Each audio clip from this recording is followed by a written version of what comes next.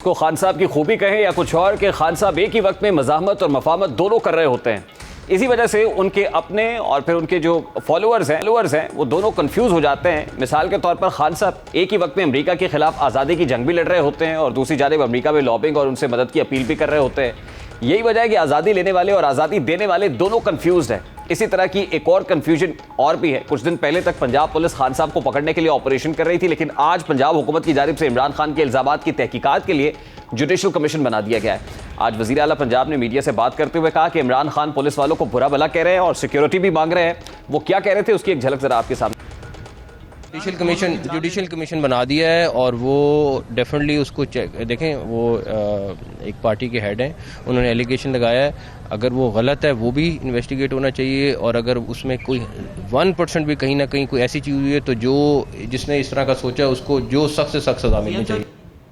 पंजाब हुकूमत की जानिब से जुडिशल कमीशन बना दिया गया है ताकि इमरान खान के इल्जामात की तहकीकात की जा सके। कल खान साहब ने एक बार फिर इल्ज़ाम लगाया कि उनकी जान को खतरा है और इस बार उन्होंने अपने कत्ल की वारदात को मीर मुर्तज़ा भुट्टो के कत्ल से तशबीह दी कि मुझे वैसे कत्ल किया जाएगा जैसे मुर्तज़ा भुट्टो को कत्ल किया गया। अब आपके सामने खान साहब के वो सारे बयानात रखते हैं और जानने की कोशिश करते हैं कि खान साहब के पिछले बयानात की तरह इस हालिया जो इल्ज़ामात है उनकी क्या सच्चाई है। सबसे पहले हुकूमत से निकलने के बाद खान साहब ने दावा किया कि 4 अफराद उनका कत्ल कराना चाहते हैं और वो 4 अफराद ने बाहर बंद कमरे में बैठकर ये मनसूबाबंदी की है। इन 4 लोगों का जिक्र किया, नाम नहीं लिया। उसके बाद 3 लोगों का नाम लिया। अब वो 3 लोग एडिशनल थे इन 4 लोगों से या 3 अलहदा से थे, वो क्या थे जरा वो भी दिखाते हैं आपको। लोगों ने प्लान बनाया, इन्होंने प्लान बनाया मुझे मारने। राना सनाउल्लाह, शहबाज शरीफ और हसास इदारे के एक अफसर की बात की। उसके बाद इमरान खान साहब का ये बयानिया मजीद नैरो डाउन होता हुआ आसिफ अली जरदारी के ऊपर आ गया। आसिफ जरदारी इसके पीछे है।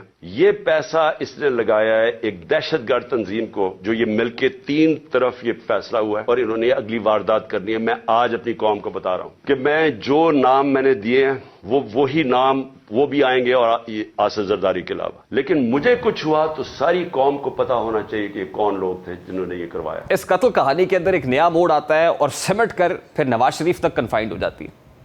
हमारे जेआईटी ने किया, उसको जेआईटी को खत्म कर दिया। जेआईटी को वो क्या कहता है कि उसने खुद सुना नवाज शरीफ को कहते हुए कि इमरान खान मरवाना। वो बयान ये देता है और जाके उसने पुलिस स्टेशन में ये बयान दिया है। उसका जो वकील है मेहताब, उसने कंफर्म किया है कि पुलिस में वो बयान देता है। अब इस कत्ल कहानी की हालिया सूरत हाल क्या है जरा वो भी आपको दिखाते हैं। आईजी पंजाब और आईजी इस्लामाबाद पीछे इनके हैंडलर्स, इन्होंने प्लान क्या बनाया? जमान पार्क के बाहर या आज या कल ऑपरेशन का प्लान है। और वो क्या ऑपरेशन है? हमारे खड़े होके हमारे लोगों के अंदर ये जो लोग भेजेंगे, क्योंकि यहां तो बड़े लोग होते हैं, उनके अंदर रह के इन्होंने 4-5 पुलिस वालों को कत्ल करना है और उसके बाद वहां से अटैक आना है। उन्होंने गोलियां चलानी है, हमारे लोगों को यहां मारेंगे और फिर करते करते मेरे घर आके वो फिर मुर्तजा भुट्टो टाइप स्टाइल मुझे कत्ल करेंगे। ये प्लान बना हुआ है, या आज इन्होंने करना है और या कल करना है। अब इस मामले पर बात करेंगे। इस वक्त सीनियर सियासतदान एजाजुल हक साहब हमारे साथ मौजूद हैं। अस्सलाम वालेकुम एजाजुल हक साहब, बहुत बहुत शुक्रिया आपके वक्त के लिए। सबसे पहले तो हमने कुछ तस्वीर देखी और हमें खबर पहुंची कि आपने पाकिस्तान तहरीक इंसाफ को ज्वाइन कर लिया है। क्या वाकई खबर सच्ची है? बिल्कुल, आप उनके साथ मिलकर इलेक्शन लड़ेंगे और ज्वाइन इन द सेंस कि हमारी अपनी पार्टी भी उसको हमने मर्ज नहीं किया, लेकिन तहरीक इंसाफ के साथ शामिल इस तरह है कि उनके साथ मिलकर हम इलेक्शन लड़ेंगे। यानी आपने परवेज इलाही साहब वाला ज्वाइन नहीं किया बल्कि सीट एडजस्टमेंट की है? नहीं, परवेज इलाही साहब के पास तो अपनी जमात नहीं थी ना उस वक्त। उनकी जमात जो है वो हाईजैक हो गई थी। हमारी जमात अभी मौजूद है। चले, it's a news for me कि पाकिस्तान मुस्लिम लीग यानी मुस्लिम लीग ज़िया के सरबराह एजाजुल हक साहब ने मुस्लिम लीग ज़िया का जो अलाइंस है वो पाकिस्तान तहरीक इंसाफ के साथ हुआ है और ये a kind of seat adjustment होगी और इस अरेंजमेंट के तहत आप अगला इलेक्शन लड़ेंगे। अच्छा एजाजुल हक साहब, ये फरमाइएगा कि इस वक्त इमरान खान साहब जो बयानिया बना रहे हैं, ख़ास तौर पे काफ़ी नैरो डाउन करते करते करते उनकी कत्ल कहानी के अंदर खासे मोड़ आए हैं। अब उन्होंने कहा कि वो पंजाब पुलिस के 4-5 लोग हैं, तो जुडिशल कमीशन आज बना दिया गया पंजाब हुकूमत की तरफ से। आप समझते हैं कि खुशाइंद है? देखिए, बिल्कुल इसकी तह तक पहुंचना चाहिए। उनकी हिफाजत जो है वो हुकूमत की जिम्मेदारी है। इतना एक्सपोजर उनका जिस तरीके से हो रहा था और जिस तरीके से ये शेलिंग और महाजराई यानी पुलिस और रेंजर्स और सारा कुछ भी हो सकता है। देखें इन मामलात के अंदर ज़रूरी नहीं है कि जो इमरान खान कह रहे हो वो सच है। ये अचानक भी ऐसी चीज़ें हो सकती हैं, जब ना दानिस्ता तौर पे भी हो सकती हैं ऐसी चीज़ें कि कहीं से भी एक शरारती आदमी नासिर अंदर आके के गोली चला दे, तो लाजमी बात है कि फिर बैक फायर भी होता है। हम लोग कई मरतबा इससे गुजरे हैं इस तरह कि अगर सामने से फायर आए तो लाजमी बात है आपके गार्ड्स होते हैं, आपके साथी होते हैं जिनके पास लाइसेंसी असला होता है, तो वो भी फिर ये करते हैं। तो इस माहौल को बेहतर करने की जरूरत है। ये खदशात जो है नहीं, लेकिन एजाज बिल्कुल नहीं साहब ये होने कहानी चाहिए। इमरान खान साहब रोज बैठकर तश्कील देते हैं, मतलब रोज इस कहानी के अंदर हमें नित नए किरदार देखने को मिलते हैं। वो 4 लोगों से शुरू हुई, उसके बाद पता चला कि नहीं इस पे वजीर दाखिला है, वजीर आजम शामिल हैं, उसके बाद आसिफ अली जरदारी शामिल हो गए, फिर उसमें नवाज शरीफ का नाम आया, फिर मोहसिन नकवी का आया, अब ये पंजाब पुलिस के 5 लोगों तक आके कन्फाइंड हो गई है। तो ये रोज जो नई कहानी बनाई जाती है, ये इमरान खान साहब खुद इसका स्क्रिप्ट लिख रहे होते हैं? नहीं, स्क्रिप्ट तो नहीं होता, इन्फॉर्मेशन होती है। देखें, लाजमी बात है कि वजीर आजम रह चुके हैं 3 साल तक, 3.5-4 साल तक वो पाकिस्तान के वजीर आजम रहे हैं। उनके लोगों के साथ राब्ते हैं, अंदर से ही लोग आके इन्फॉर्मेशन देते हैं, चाहे सच्ची हो या झूठी हो। उन तक तो जो बात पहुंचनी है उन्होंने उन्हीं खदशात को जो है वो जाहिर करना है। अब मुझे इसकी क्योंकि बॉटम लाइन नहीं पता कि क्या है, कहाँ से इन्फॉर्मेशन आई है, लेकिन लाजमी बात है एक इतना जिम्मेदार शख्स जो हो और इतनी जिम्मेदार पोजीशन पे रह चुका हो, तो वो फिर मफरूजों पे तो बात नहीं करेगा। कोई ना कोई इन्फॉर्मेशन होगी तो वो बात करेगा। लंदन प्लान का पता है?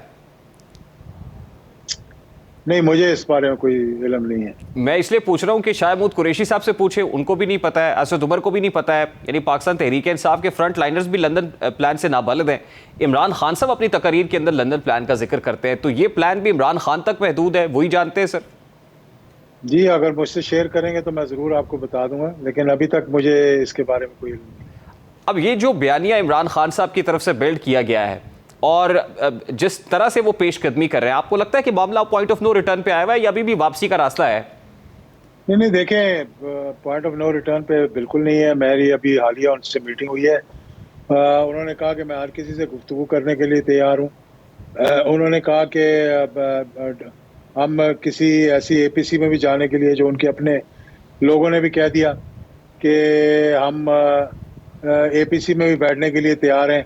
तो मैं तो ये बार बार कह चुका हूँ हुकूमत को भी और उनके सीनियर लोगों को भी ये कह चुका हूँ कि देखें, कौमी असम्बली के अंदर आने की इनको दावत दें, असम्बली के अंदर बैठाएं, वहाँ बैठकर तमाम मामला जो है उनको हल करें। अब ये तो कोई तरीका नहीं ना कि ये बनाना रिपब्लिक तो नहीं है पाकिस्तान कि जिसका दिल आए वो मुंह उठा के कहे जनाब आप इलेक्शन होंगे, जिसका दिल आए वो कहे मैं इलेक्शन नहीं होने दूंगा, कोई कहे मैं पुलिस नहीं देता, कोई कहता मैं पैसे तो नहीं देता। ये इजाजुल साहब, आपके आपके मशवरे पे इमरान खान साहब ने अपने सेनेटर्स को कहा कि जाएं और पार्लियामान के मुश्तरका इजलास में शिरकत करें, क्योंकि कल तो उन्होंने कहा था वाज़ेह तौर पर कि आपने पार्लियामान के मुश्तरका इजलास से बाइकआउट करना है।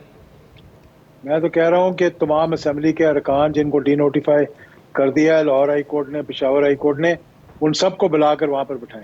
नहीं, आज तो एक आजम अच्छा नज़ीर माहौल तारड़ पैदा साहब ने, वफाकी वजीर कानून ने ग्रैंड पॉलिटिकल डायलॉग की बात की है। उन्होंने कहा कि बैठकर बातचीत होनी चाहिए, तो क्या इमरान खान इसके लिए आमादा है?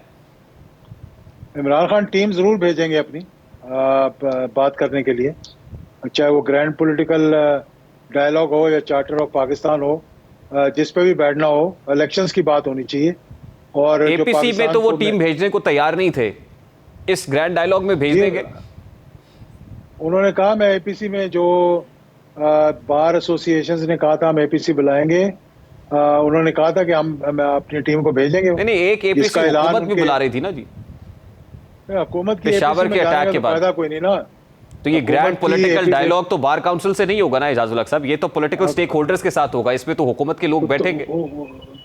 तमाम स्टेक होल्डर्स को बुला रहे थे ना, लेकिन हुकूमत सीरियस है ही नहीं।